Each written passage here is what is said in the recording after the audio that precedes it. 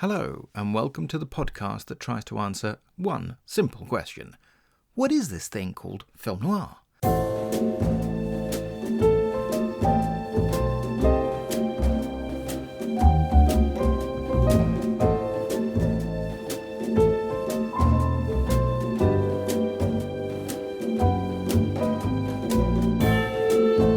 I'm your host, Sergio Angelini, and welcome to Tipping My Fedora, where we discuss movies, books, TV, radio, and much more besides, all from the darker side of the street.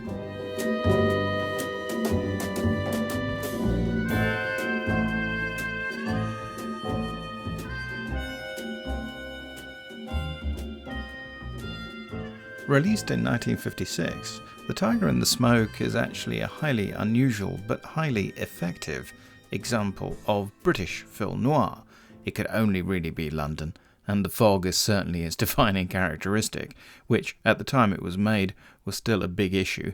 The Clean Air Act had only just been enacted, as it were. It stars Donald Sinden and Muriel Pavlo, has an extraordinary style to it, beautifully shot by Roy Baker, with Geoffrey Unsworth as his cameraman, and based on a classic novel by Marjorie Allingham, an author who we associate with traditional detective stories from the 1930s and so on, one of the queens of crime with Christie, Sayers and Marsh, but actually was a much more flexible, much more variable author than any of those, and here provides a fascinating battle of wits between good and evil, between shadow and fog. To discuss that with me is Mike Ripley. True Renaissance man and bon vivant, he's a crime author, critic, columnist, historian, scriptwriter, editor and archaeologist. He's also lectured on crime writing, and all this in addition to his day job in the brewing industry. We've known each other for quite a while, so there's a fair amount of laughing and giggling going along during this podcast, but I hope you enjoy it. Mike has been writing several new books based on Marjorie Allingham's characters, and we'll talk about that at the end of the podcast. You're a complete Renaissance man, Mike. I don't know how you ever found the time, or continue to find the time. I count at least 32 or 33 novels now, I think, and short stories. Yeah, it's 32 books. 32 books. Yeah, two are non-fiction. 12 short stories, and I've edited 100, exactly 100 republished thrillers or crime novels. Is that mostly through Ostara? Ostara Crime and Top Notch Thrillers. And I've also edited 2 volumes of Callan short stories and one of Youngman Carter, Mr. Marjorie Allingham's short stories. If you say Renaissance man, then I fancy myself as Machiavelli, or even Savonarola, but I'll probably just be one of the foot soldiers who get knocked off somewhere. Welcome, Mike. And what's your definition of noir? What do you think that means? What does that conjure up for you? Well, I think philosophically, the best way to describe it as something noir is that you know from the start it's not going to end well. But I do like the definition put by my friend Ken Brewer, who is an Irish noir writer, very much so, who says that noir is the tunnel at the end of the light. Either definition, I think, works for me. But also, I have to say, the caveat, it instantly says American to me as well. Or French, I should say. So if I say to you, okay, give me your example of a film noir movie that captured your imagination early on, what would that be? Well, I've been trying to work out, and I honestly can't, which I saw first. But it would have been on television, and it would have been either The Big Sleep or The Maltese Falcon. Also, thinking about it, there's a film called The Big Clock, which is based on a Kenneth Fearing book, which I subsequently read. And I saw that very early on when I was quite young. I thought nothing more about it until Kevin Costner did the remake called No Way Out, when it turned it into a spy thing. And I was watching that and I thought, hang on, this seems very familiar from years back. And I sort of looked it up. There's a Big Clock. And then I got the book and read it. I thought, oh yeah, it was interesting. But both were good films. I'm a huge fan of Kenneth Fearing and think Big Clock is fantastic. I was going to say, I'm not surprised that you pick the movie of The Big Sleep, just because, of course, it's also very funny and a very droll movie. And in fact, I think some people think, does it really count as film noir? Almost, because it's almost too funny. Whereas, of course, Maltese Falcon is much tougher on the characters. So those are terrific choices. They would all be in my sort of top 12, probably. Well, yes, but I mean, unlike Ian Fleming, I do see the role of humour in hard-boiled fiction, in all crime fiction, and I would say I mean, there's some great lines in the Maltese Falcon as well. But the one film that's, if you look in most of the books and things, is given as a great exemplar of noir is Laura. Mm. Now that's got some very funny bits. I mean, Clifton Webb's just hilariously funny. Nice little place you have here, Mr. Lydecker. It's lavish, but I call it home. And I often had Waldo Lydecker as a sort of alter ego, I think, in many of the things I've written. This is a great character. No, he's terrific. And again, it's one of the interesting things about that film, isn't it? That it started off with, I think, like the book, I think it has multiple narrators. And then I think apparently it seems to have largely been pulled out after they made the film. Originally, you got the different narrators talking about how they all see Laura. So you would have had, the Vincent Price character and so on and so forth. Yeah. But in the end, you only hear Clifton Webb, of course, who's just fantastic, introduced when he's in the bath typing away, which I'm sure that's where you do all your work, Mike. Absolutely. Yeah, Absolutely. I mean, especially in this weather. But no, I agree. It's a fantastic book. But again, of course, a lot of it comes from the books as well, in the sense of the humor. I mean, Chandler in particular, I think, may get a little too much credit, but I love his sense of humor. Is that kind of, she gave me a look I could feel in my hip pocket. Things like that. For 1940 was a bit racy, I suppose, but very funny. And probably get you cancelled today, actually. Yes. I mean, there's a description in, I think it's Farewell, My Lovely, of it just gives a riff on blondes, which is absolutely fantastic. But I don't think anybody would dare write that today. No. I mean, in fact, one of the oddities about things like The Big Sleep, I don't know if you've seen it, is, there's Robert Mitchum did that version in 1978, and it's relocated to London in the 1970s, and it was made by Michael Winner, who... No, I think that put me off. Yeah, I'm not surprised. And yeah, it's the most faithful. I mean, this is the bit that's bizarre. It uses the dialogue, it keeps the voiceover, the beginning, the middle, and the end are exactly the same, completely unlike the Hawks, which, really kind of refashions it. I mean, let's put it this way. In the Winner version, you absolutely know who killed the chauffeur. But enough about that. No, thanks for that, Mike. So, okay, you wrote, I think it was 16 books with Angel, who is your unofficial, unlicensed private eye, like his unlicensed cab and trumpet player. Yeah. And you've been writing these Campion books, which have a very different kind of tone. But before we get to that, I wanted to talk to you about the book and the film of Tiger in the Smoke. I am one of those people who thinks Tiger in the Smoke isn't necessarily the most representative Allingham, but it's probably her best. Do you think that's fair? Do you think it's a best book? What do you think? I think that's very fair. I think it's incredible. If I digress, what started me off writing crime fiction was I was commuting to London, where I worked every day, with a chap called Jonathan Gash, who wrote the Lovejoy books, who lived in the same village as I did. And we would sit on the train together, and John would be reading some side medical journals, because he's a doctor in real life, and I'd be reading a thriller. And one morning he said, "Is that any good?" And I was rereading Tiger in the Smoke, which I've read, I think, about 6 times. And I said, I think it's brilliant. And it's brilliant because, in a funny way, it was written in 1951, and it's an absolute snapshot of life in London, particularly in 1951. It was not London in 1948 or 49, and it was out of date by London 1953. But just for that, that one snapshot of life there is absolutely perfect. And, I wish I could do something like that. And John, who's written about 10 Lovejoy books by then, just looked at me and said, well, get off your fat ass and do it. And so I did the first Angel book, which was basically a character loose in London in 1987 and what was going on, and it was Thatcherism and the Big Bang and greed is good and all that sort of thing. And you just had a character who refused to have anything to do with that. And through his eyes, you could see what was going on. That was my big idea. In the end, I just thought, no, I'll just make it funny and put in a lot of jokes. But it was Tiger in the Smoke that actually got me started 30 odd years ago into writing crime fiction.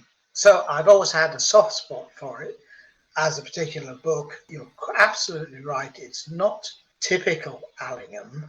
And there are others that I would sort of put with it, such as Hide My Eyes, which was about 1958, and what she tried to do but failed spectacularly with The Mind Readers in 1963, which was her attempt to do a John le Carré, believe it or not. And of course the stuff which I actually love, which is a very early thrillers, which were just silly adventure stories like Look to Lady, Mystery Mile and Sweet Danger, which were capers, if you like, certainly not noir in any sense whatsoever. But so Tiger in the Smoke does stand out as not quite a one-off, but it is unusual for her. But I agree, it's probably her best. In a way, what's interesting to me is that, like you say, that I think the one aspect to it that seems to be part of the kind of Allingham tradition is that she seemed to almost alternate between what you would call a traditional whodunit, which is why you would lump her in with, let's say, Sayers and Marsh and Christie, of course. But she had that affection for treasure hunt stories. And so things like Look to the Lady and Sweet Danger, Mystery Mile kind of fall within that category. And obviously Tiger in the Smoke is absolutely within that, except that you get that big emphasis on Jack Havoc, the lead villain, who of course it turns out his real name is Johnny Cash, which is a bit unfortunate. I think that probably pulls people out of it occasionally when they read it today. But I think that's partly why I love it so much, because I think it's so well written. Now, you're right about the treasure hunt motif thing, which is very significant in her early books. And I would say that she didn't actually get round to writing a proper whodunit till about book 4 or 5. And in fact, the majority of her books, I would say, are more thrillers than straightforward detective stories. Honestly, I don't care who did it. If the writing's good, I don't mind. It's like with Agatha Christie. In theory, if that's the only thing you're worried about, you should never be able to read one twice because you know. But that's just not true. And with all the Golden Age detective stuff, if all you're interested in is the puzzle element and nothing else, that just doesn't appeal to me. And that's why I like Allingham, because she didn't really care about that. They were very careful and very funny books as well. But you're quite right about the treasure hunt motif, and I like that. But I've never thought the Tiger in the Smoke, although you're right, it is about hidden treasure. That's not the main driver of the book. The main driver of the book really is good versus evil, and you couldn't have a better film set for it than London in that post-war fog, and the fog's the main character. Ian Rankin was always held up Edinburgh as a character in his Rebus books. Well, Allingham also had London as a character quite often, but in Tiger in the Smoke, it was the smoke that was the character, I think, rather than London itself. Yes, I mean, probably to anybody who hasn't read it, I suppose we ought to say that the Tiger is the nickname for the villain of the piece, Jack Havoc. And the Smoke is, of course, the old name for London. I don't suppose it gets called that anymore. I mean, it's interesting, like you were saying, because, of course, written in 51. In 52, of course, there was the Great London Smog, which led to the Clean Air Act, which ultimately became law in 1956. And, of course, that's the year that the film version comes out as well, which is a sort of an interesting parallel. There were plenty of other fogs much later. The Clean Air Act didn't work instantly. Absolutely. Or other very bad And ones. I mean, it's extraordinary, isn't it, when you read about just how lethal that stuff was, and it was this kind of green fog. Sounds absolutely terrifying. Actually, it's sort of John Wyndham stuff, really, more than, Oh, yeah. quite extraordinary. I mean, I think there's an opportunity here to talk about the film that it's made by Rank, uses a certain number of their contract artists, people like Donald Sinden and Muriel Pavlo, who were almost like a team at that point, because I think they both ended up appearing in 2 of the first Doctor films with Dirk Bogarde. So very light, very silly, from the Richard Gordon books, very funny. Although, again, I must admit, I haven't seen those for a while, and I don't know how well they hold up, I'll be honest. No, I had a feeling you were going to say that. No, not well. And then they did, in 1956, they did 2 films together. And this is the first one. The other one is Eyewitness. And I don't know if you've seen that. And that's a kind of hardcore thriller. It's one of the films that Sinden made with Muriel Box, who's one of the few female directors of thrillers and noir films. She did all kinds of films, and also, of course, had a career as a producer. It's an unusual double act, because particularly Sinden, I suppose, now although he'd made some war films, you associate him with broadly comic roles. Although, in fact, that wasn't quite the persona in the 1950s, not yet. In a way, he kind of really absorbed that later on in his career. I think he's actually quite good as the leading man. I mean, what do you think? Well, no, I think his performance was pretty good. I'm just appalled that he wasn't Albert Campion. Yes, I mean, we should probably address that. Yes, this is the elephant in the room, or the tiger in the. Well, I was going to get to that, of course, because of course we have a Tony Tiger issue, but we'll get to that in a second. Very but much. Yeah, Albert Campion is not in the film. I mean, they sort of redistribute his role, because you still get inspectors, sergeants, Luke and Oates from the book. So I think his role gets slightly spread with them, I guess. Yeah, and also the other key one is Campion's sidekick for years and years and years is Magus Fontaine Lugg, and his role is subsumed into another butler type role as well. But so, I mean, as a Campion fan, there's the one film that was made about Jerningham books, and it drops Albert Campion.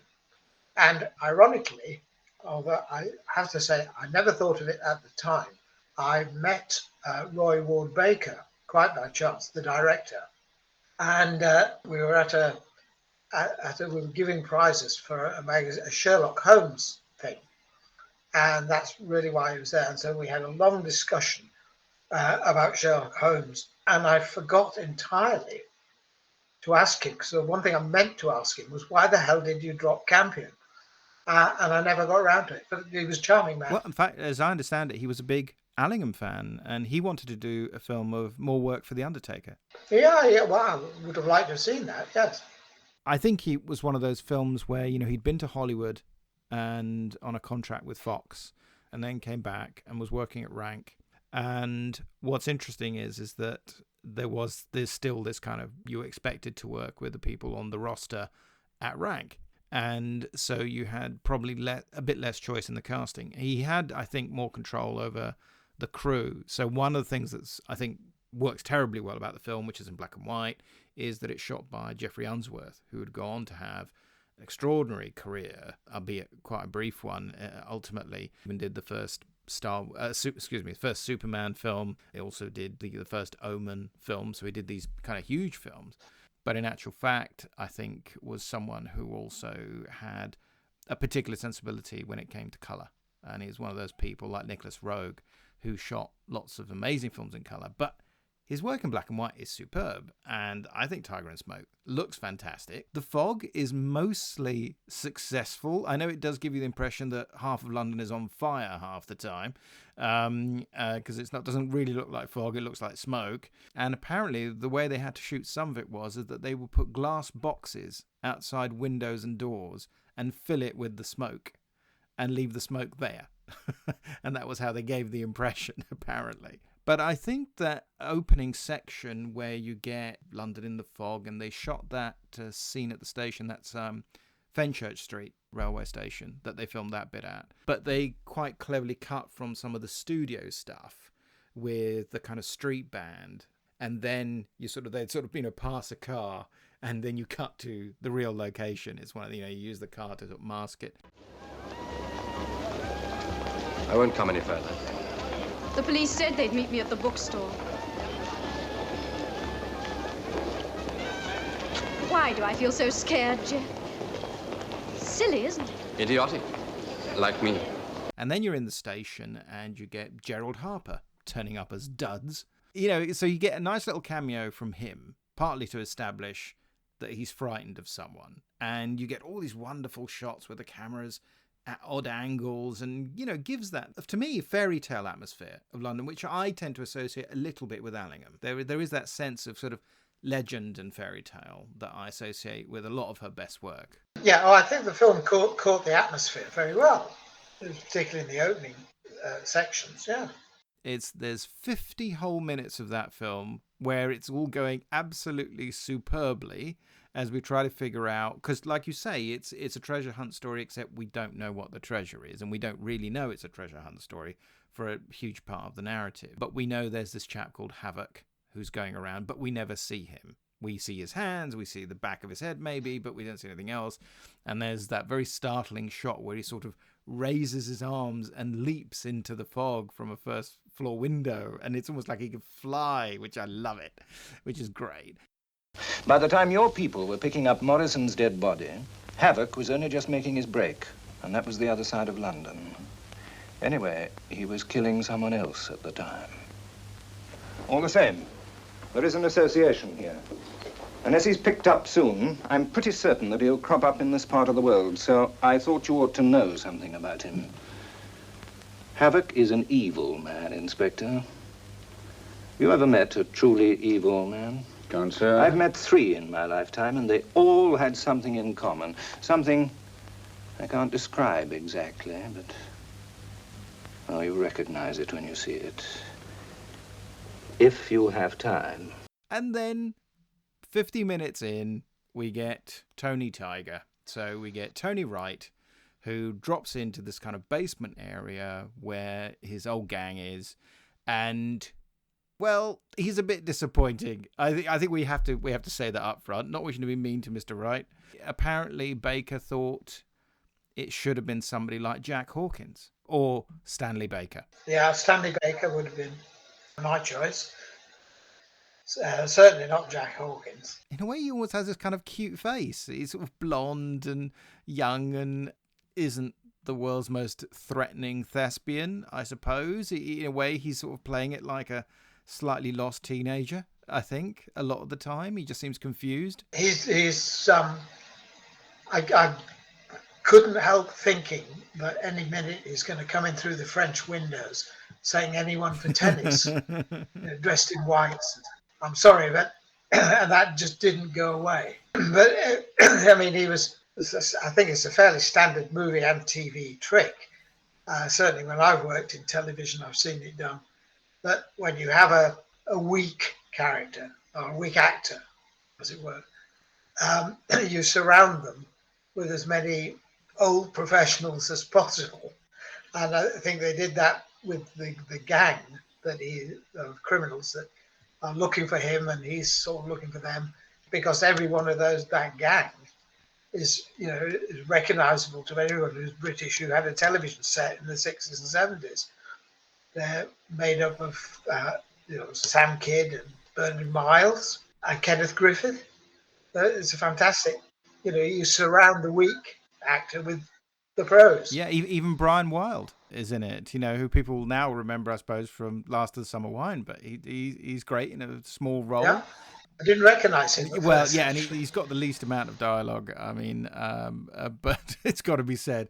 Yeah, Kenneth Griffith's great, though. I mean, he's sort of jumping around, and it's kind of almost like the ultimate Kenneth Griffith neurotic performance. They're all, even probably the least well-known of them as a name is Thomas Heathcote.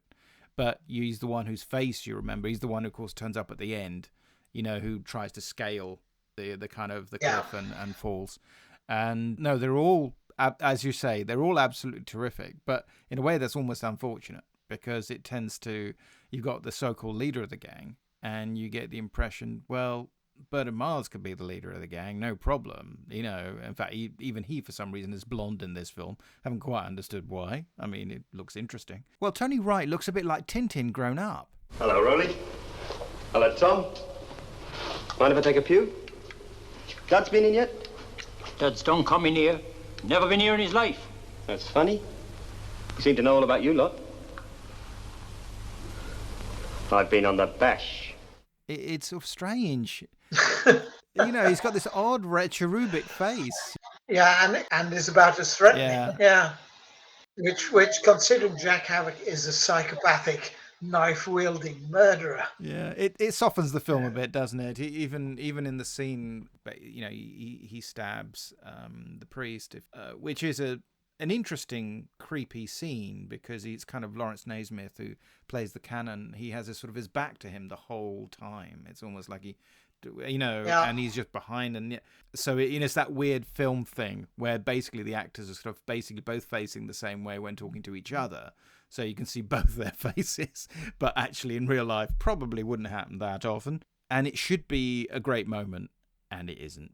It's kind of like he comes across as a bit petulant. No, I agree with you on they're just lost opportunities. And I don't know whether, I mean, maybe I'm skipping ahead towards the end of the film, the big reveal as to what the treasure is. I have seen stills, production stills that are in the Allingham archive, which have, I don't know whether it's a flashback, they're from the film, but I don't know whether it's a flashback to the war. But there are definitely soldiers in uniform with the treasure, and they're either putting it in or taking it out. I'm not sure which. Oh, that's so interesting. I didn't know that at all. Yeah, I mean, guys in military uniform, in full battle dress. But there are 3 or 4 of them, because there's a series of photographs, because they gave Marjorie Allingham the treasure at the end of the film. Interestingly, I've never found anything where in the Allingham papers or biographies what she thought of the film. Oh, right. Okay. Never, not a word as far as I know. Because it sounds like it could have been a prologue, I suppose. You would have had a kind of before the titles almost. You would have had something mysterious about hiding it. Yes, it could be how the treasure got there, yeah. In the film, you just start with, what is it, Tower Bridge, and there's no music, in fact. It's just slowly the mist, the fog is coming.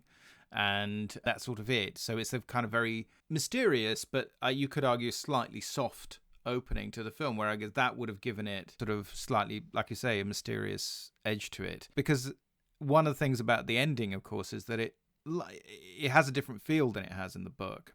It's the same ending, but it feels like it has strength to it, you know, because it's linked to the character. Whereas here, it's Donald Sinden, and he's doing his thing, and then he climbs back up, and the end is slapped on. You know, it's a very brief film. It's only it really is only an hour and a half. It's very, very quick. So it sounds like they chopped it down. How interesting. Because that would have been good, because, of course, one of the... I mean, it's true of the book as well, you could argue, of course, is that the Madonna, as it is identified, I think, in the book rather than the film, you don't know a lot about it. You know it's this treasure. You know it's, in inverted commas, priceless. But you don't introduce it because it's a part of the mystery. And the idea is it's just meaningful to the people it's meaningful to. It's a thing of beauty. Yeah, but that's a theme in early Allingham books as well, particularly in some Look to the Lady, where you have which is a brilliant piece of sleight of hand, but that you have this thing, which might be a knight's helmet, might be a skull, might be a chalice, one doesn't know. And the only people who ever see it die horribly. So it's, a wonderful thing. I love the name, the Girth Chalice. It's just great. It's a lovely name. I mean, she was so great with things like that as well. It's one of the things I admire. So as a film, I think it gets the atmosphere right. I think Sinden and Pavlo are both very good. The supporting cast is great, but Tony Wright I think, holds it back, which is a shame. I mean, he's not in it. Obviously, he starts to dominate in the last sort of half hour of the film. I think it holds up pretty well, actually, apart from Tintin leading all the baddies. But apart from that, I think it works quite well. I mean, I enjoyed rewatching it. Let's put it that way. It was a fun review. It doesn't turn up that often. So it was, and in fact, getting it on DVD isn't quite as simple as it used to be. You have to get a Donald Sinden box set, of which I have, but it's got about 8 films in it. But he does have that other film that he made with Pavlo the same year, Eyewitness. So can I ask you quickly, I got into the Allingham books in my very early 20. Well, I would have been about 19, 20. And that's because that's when the Peter Davison show started being screened on BBC One. In a new drama for the dark evenings, Peter Davison returns. This is going to sound frightfully rude, but who are you? Albert Campion, born May the 20th, 1900. Justice neatly executed. Nothing sordid. Deserving cases preferred. Police no object. When you're in trouble and Albert Campion offers his help, you get to meet some of his more eccentric friends. You are a fantastic pair. We can take our place in any company without embarrassment. We can supply testimonials. We route them. Campion comes to BBC One next Sunday at 8:35. On which I was technical advisor on the pubs in the time. So at the time, I worked for the Brewers Society, and I got a call out the blue saying, could you tell us what a pub in Suffolk would look like in 1931? And I said, well, just take the lager pump out and you just about got it. You don't have to do anything, because they're all like, none have been improved since 1930. And so I got this unpaid, unofficial job advising on turning a pub in a place called Kersey in Suffolk from whatever it is, the King's Head, to the 3 drummers in Look to the Lady. And got invited out to Kersey to shoot. So I was there on the shoot. When I got there, the props man came rushing out and said, oh, we've done even better than what you suggested. We've actually got some 1931 beer. Right? And I said, that's interesting. And they had bought a large consignment, God knows where, of McEwan's India Export Pale Ale in bottles. And they just decorated this entire bar with it. And it was covered in, 100 or so bottles. And they said, there's, it's actually genuine.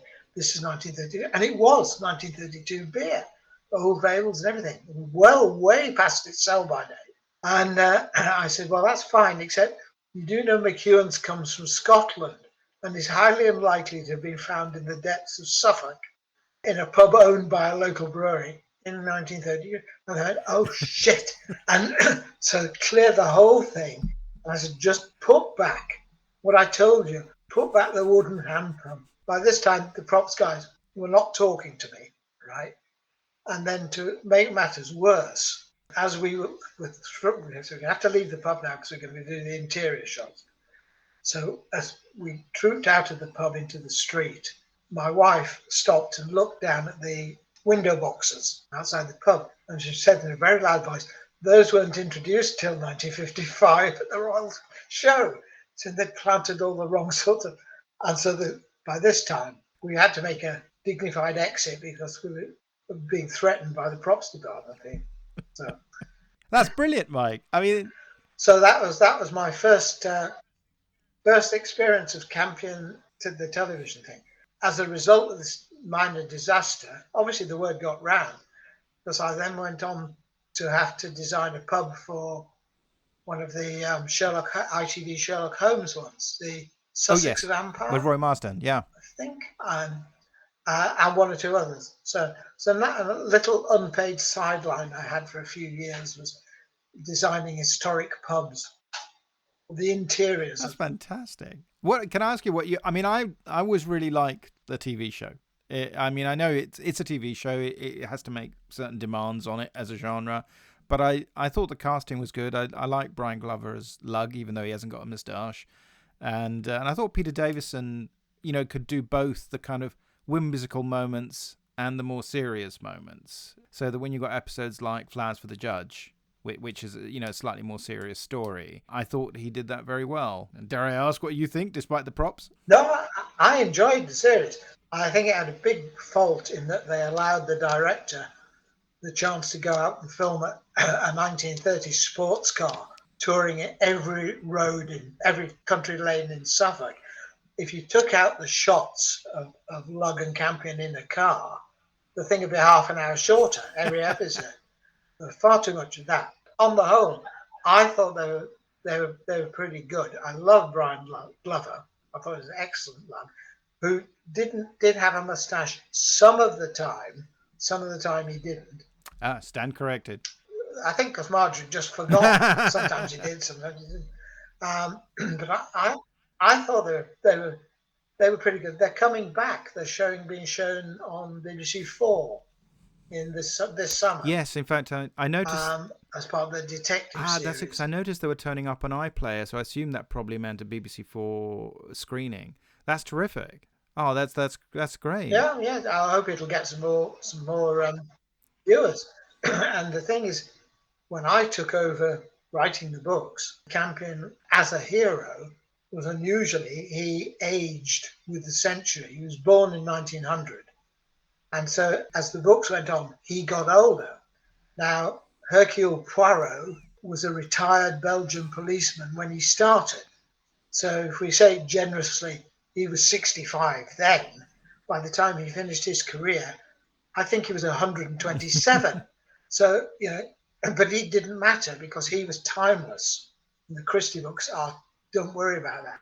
But Allingham progressed through the century, and it was then taken over by her husband after she died. So the last thing he wrote was set in 1969. So I started my Campion with him at the age of 69. I've had a couple of flashbacks to the early 60s, but they're basically concentrated between 1962 and 1970, or 1972. Now, Peter Davidson is now that age. And I met him a couple of years ago, and I said, look, would you? I gave him one of my books, and I said, look, I'm doing the older version of Campion, to which you are absolutely perfect for. And of course, being an actor, he immediately said, yes, but I don't look that, do I? And I said, would you be interested? Of course, he then said the other actor thing, which is see my agent, send check. And I don't know whether he ever took it seriously, but the whole idea was to have, what I was trying to do was have a golden age detective in the swinging 60s. That was sort of the gimmick, and Campion will be brilliant because Campion could cope with that because he's a cool guy. And I think Davidson now would be absolutely ideal. And of course, you could do flashbacks to his youth by stealing bits from the earlier series. How did this start? How did this all happen? I decided to end my series of Angel books, and I started to write historical novels. So I did 2, and then the third one sort of hit the buffers because nobody was interested. And so I was more or less at a very loose end. I was asked to be a speaker at the Marjorie Allingham Society's Marjorie Allingham Convention. The Marjorie Allingham Society has a small convention every year, and it was up in Suffolk. Couldn't refuse, really. And so I went along and told the story of how I first got involved with Allingham, and it was in fact first book I read. I think it might have been Look to the Lady, 1966, and I was about 13. Right. And it was I remember it because it was the year Allingham died. Of course. And it was given to me by my brother's, who was at Cambridge, his tutor, who we got to know, sort of took pity on this uncouth young yob from Yorkshire and said, yeah, you might like this, and because he was a great fan of Penguin detective stories. And he gave me an Allingham one. He said something like, do you like detective stories? I said, well, I've only ever read Raymond Chandler, because that was in a green penguin. He said, oh, here's another one. But gave me a Marjorie Allingham. Try that. And I thought it was absolutely brilliant. And I remember then, years later, having gone to university and applied for a job at Essex University. I got the job and I thought, right, I've got to find a place to live. So I got out a map and I looked at the area around Colchester and Essex and saw this island, Mersey Island, connected to the mainland by a thing called the Strood. I thought, that rings a bell.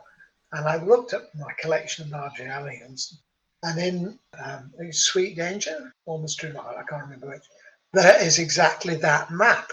And it all takes place on that island with the Strood. That's Mystery Mile, I think. Yes. Connecting it. But, Mystery Mile, yeah. So I thought, crap, this is fate.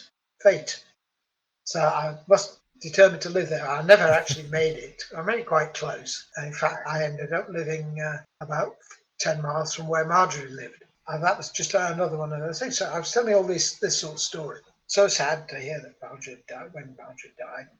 And only much later I discovered that her husband, or her widower, had continued and written 2 more Mr. Campion books. And so I went out and got those. And I was a bit disappointed because they just weren't as funny as Marjorie. And in the sort of general, applause, and anybody got any questions? And somebody said, of course, yeah, you won't have read the 3rd one. And I said, what 3rd one? And they said, oh, well, Young MacArthur started 3rd book, wrote about 4 chapters, and then died. And we reprinted it in the Society's bulletin, which, of course, had only been seen by members of the Society. And I said, no, we'll let you have the copy of that. And so they said, there's no plot structure, there's nothing, no chapter planning or anything. I have no idea what happens in it, but you can have a read. Welcome, have a read. So I read this. And the first thing that struck me was that I recognised the place where it was set. There's a place called Lavenham, which is known as a wool town. Suffolk made all its money from wool. And that certain names of characters all had something to do with sheep or wool smuggling. And that Lavenham, I knew, had secret tunnels. I thought, I know where he's going with this. Well, of course I didn't. But this was set in 1969, so I threw in some stuff about drug smuggling and some extra characters. I thought, I can finish this off. And so I did. And much to my amazement, it was the publisher picked it up, immediately said, how many more can you do? Which is exactly what had happened to me 20 years before when I did my first Angel book.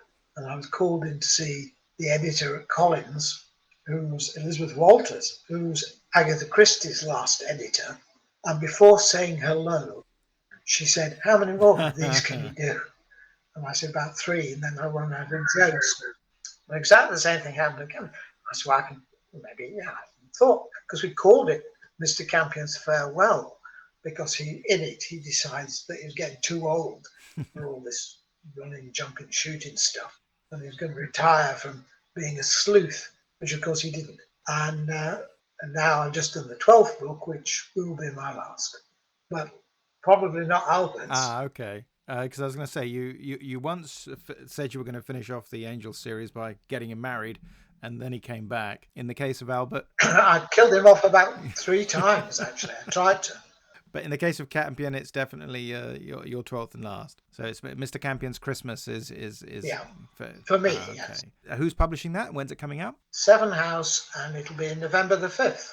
Okay, which hopefully will coincide with this podcast. So all your Christmas present problems. I was going to say, well, I'm definitely getting it. Can't wait. And I love the covers as well. I think they're wonderfully evocative. You did at least one which sort of was kind of mostly about the 40s, I think. Is that right? 1946? The big flashbacks to the 30s. Okay. Well, I have done that, yeah, in parts. There was one where I tried to go back 3 times in time to coincide with the policeman in the books, because it starts off with Stanislas Oates as the senior policeman, then there's Yeo becomes the policeman, and then it ends up with Luke, who is the one who starts off as a young detective inspector and ends up as the top cop. So the 30s, 40s and 50s, yeah. And of course I've done one of Campion during the war, which is an entire flashback.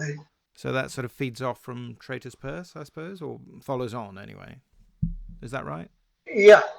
Yes, he's recovered from... It's not directly linked. But in fact, there are more references to Traitor's Purse in the one called the last one, or the current one that's out, which is Mr. Campion's Memory, where he's trying to remember things back from the 30s. The suggestion is that he maybe can't because he had this this attack of amnesia. In Trader's Purse, yes. Which occurred, I think, according to legend, of course, Marjorie Allingham, who lived quite close to Dorothy L. Sayers in Essex, and they met at Whitton, a place called Whitton station, to get the train to London once. And Dorothy Sayers was saying that she was going to marry off Lord Peter Wimsey. And Marjorie said, well, the only way I could marry off Albert is if he got knocked on the head and woke up not remembering he got married, which is in fact what she basically did. So I think it was partly as a gag. Oh, that's how it started. But of course, Trader's Purse is a really good wartime. It's a really good thriller and very astute. And in a way, almost brings us back a little bit back to noir, I suppose, just in the sense that we tend to associate amnesia stories a little bit with that as a theme. Oh yeah. But no, it is a terrific wartime thriller. I mean, in fact, if they'd done a third series of the Peter Davison iteration, of course, it would have been, the next 4 books would have been presumably Fashion in Shrouds, Trader's Purse, and then more work for The Undertaker and Coroner's Pigeon. But it would be nice if they'd gotten into Tiger in the Smoke, maybe, with Lizette Anthony as Amanda Fitton. Thought that actually would really work, but not to be. No, that's brilliant, Mike. Thanks so much for being a guest, and can't wait to pick up a copy of the book. And well done. They're marvellous novels. And thanks so much for talking about Tiger in the Smoke, which is a fantastic movie. And all the best. Talk to you soon. You have been listening to Tipping My Fedora, the show about all things noir. It is produced for Castiglione Publishing by me, Sergio Angelini, and our theme tune is by Petar Milinkovic, whose work is available through Tailkeeper Music. All audio clips are the copyright of their respective owners and used under fair dealing and fair use exceptions solely for the purposes of criticism and review. Please subscribe to Tipping My Fedora wherever you get your podcast fix, and it would be great if you could leave ratings and reviews about the show at Apple Podcasts. Be seeing you.